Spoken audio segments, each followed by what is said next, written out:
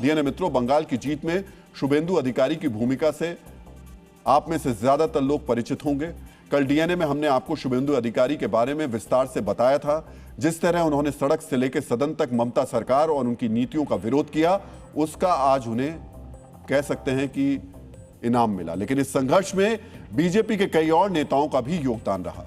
उनमें से कुछ नेताओं को शुभेंदु अधिकारी की मिनी कैबिनेट में मंत्री बनाकर उनकी भूमिका को भी स्वीकार किया गया। इनमें से कुछ जाने पहचाने चेहरे हैं तो कुछ अनजाने चेहरे भी हैं। मित्रों, शुभेंदु कैबिनेट में शपथ लेने वाले मंत्रियों में पहला नाम दिलीप घोष का है। दिलीप घोष बंगाल और देश की राजनीति में किसी परिचय के मोहताज नहीं है। आप अक्सर उन्हें टीवी चैनल पर देखते होंगे। ममता सरकार के विरोध और हिंदुत्व की राजनीति के कारण वो देश भर में चर्चा में रहते हैं। दिलीप घोष उस समय से बीजेपी और संघ से जुड़े हैं जब बंगाल में बीजेपी का आधार काफी कमजोर था। 80 के दशक में वो राष्ट्रीय स्वयंसेवक संघ से जुड़े। उसके बाद संघ के प्रचारक के रूप में उन्होंने लगभग 3 दशक तक काम किया। संघ के पूर्व प्रमुख के.एस. सुदर्शन के सहायक भी रहे।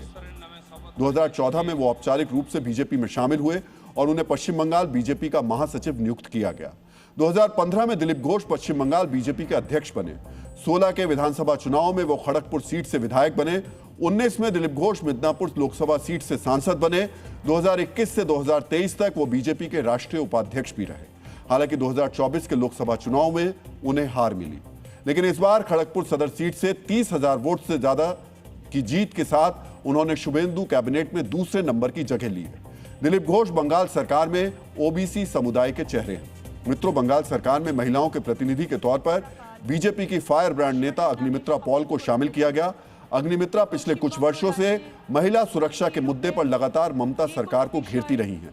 सरकार विरोधी मुहिम की वजह से इनके खिलाफ कई केस भी दर्ज हैं। फैशन डिजाइनिंग से अपने करियर की शुरुआत करने वाली अग्निमित्रा 2019 में बीजेपी में शामिल हुई। 2021 में वो पहली बार आसनसोल दक्षिण से विधायक बनी। 2022 में लोकसभा उपचुनाव और 2024 में लोकसभा चुनाव वो हार गई, लेकिन इस बार आसनसोल दक्षिण से वो 40,000 से ज्यादा वोट से जीती हैं। बंगाल की महिला आज हम लोग के साथ खड़े थे, इसीलिए आज महिला लोग का जो कंट्रीब्यूशन इस इलेक्शन में है, बाकी सबका है, लेकिन बहुत महिला वोट दिए। जिस स्टेट में मुख्यमंत्री ममता बनर्जी एक्स मुख्यमंत्री और टीएमसी छोड़ के गए हैं, 50 साल बंगाल के कुछ नहीं हुआ है, बहुत काम करना बाकी है। डीएनए मित्रों, शुभेंदु कैबिनेट में अशोक कीर्तनिया को भी शामिल किया गया। कीर्तनिया मथुआ समुदाय से आते हैं, जो बंगाल की लगभग 50 सीटों पर निर्णायक हैं। शपथ लेने के बाद जब वो प्रधानमंत्री नरेंद्र मोदी के पास पहुंचे तो पीएम ने उन्हें गले लगा लिया। अशोक कीर्तनिया 2021 के चुनाव में पहली बार बनगांव उत्तर से विधायक बने थे। इस बार फिर उनकी जीत हुई। उन्होंने 40,000 से ज्यादा वोट के अंतर से चुनाव में जीत हासिल की।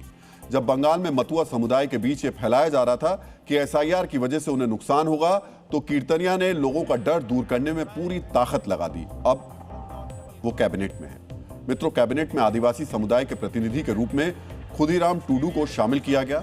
खुदीराम टूडू बांकुरा के रानी बांध से 52,000 से ज्यादा वोट से चुनाव जीते हैं। खुदीराम टूडू लंबे समय से सामाजिक संगठनों से भी जुड़े रहे हैं। आदिवासी समुदाय के अधिकारों के अलावा संथाली भाषा और संस्कृति के संरक्षण के लिए उन्होंने कई आंदोलन किए। वो पेशे से शिक्षक हैं। पहली बार उन्होंने जीत हासिल की और मंत्री बन गए। मित्रों, शुभेंदु सरकार में आज मंत्री पद के रूप में शपथ लेने वाले आखिरी चेहरे निशित प्रामाणिक हैं। इनसे भी आप पहले से परिचित होंगे, क्योंकि ये मोदी सरकार में गृह राज्य मंत्री रहे हैं। 40 साल के निशित प्रामाणिक शुभेंदु सरकार के सबसे युवा चेहरे भी हैं। दलित समुदाय से संबंध रखने वाले निशित प्रामाणिक 2019 में टीएमसी से बीजेपी में आए और कूच बिहार लोकसभा सीट से सांसद बने। 2024 का लोकसभा चुनाव हार गए। इस बार माथाभंगा सीट से 57,000 से ज्यादा वोट से जीते।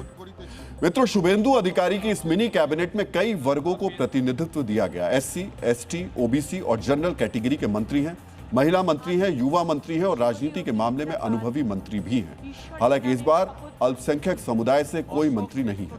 मित्रों, बंगाल में सरकार के गठन के साथ ही कैबिनेट विस्तार की चर्चाएं भी तेज हो गई।